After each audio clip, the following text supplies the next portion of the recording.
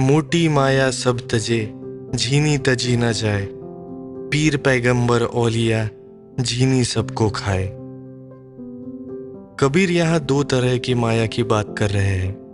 पहली है मोटी माया, यानी धन दौलत, शान शौकत, दुनिया के बड़े बड़े आकर्षण। कबीर कहते हैं कि इसे तो बहुत लोग छोड़ देते हैं या छोड़ने का मन बना लेते हैं। लेकिन फिर आती है झीनी माया। झीनी मतलब बहुत बारीक, बहुत सूक्ष्म, जो आसानी से पकड़ में नहीं आती।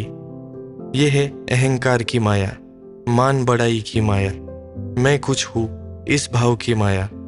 और कबीर कहते हैं कि ये झीनी माया इतनी खतरनाक है कि ये आसानी से छोड़ी नहीं जाती।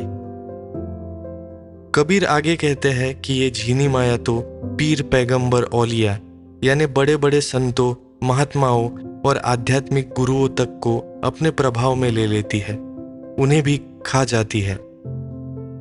इसका मतलब ये नहीं है कि वे बुरे हैं, बल्कि इसका अर्थ ये है कि अहंकार, सूक्ष्म इच्छाएं या अपने ज्ञान और त्याग का भी अभिमान, ये ऐसी बारीक चीजें हैं जो अच्छे अच्छे साधकों के मन में भी चुपके से घर कर सकती है।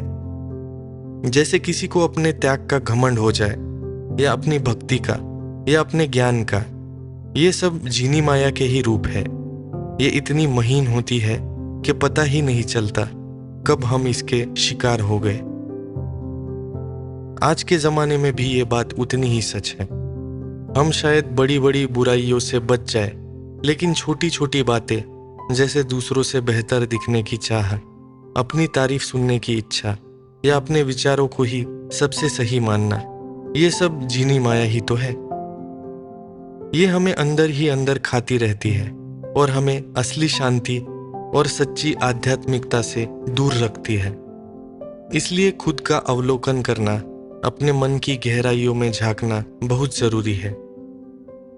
तो कबीर हमें सचेत कर रहे हैं कि सिर्फ बाहरी चीजों को छोड़ देना काफी नहीं है। असली लड़ाई तो इस झीनी माया से है, अपने अंदर छुपे सूक्ष्म अहंकार और वासनाओं से है। इसे पहचानना और इससे ऊपर उठना ही सच्ची साधना है।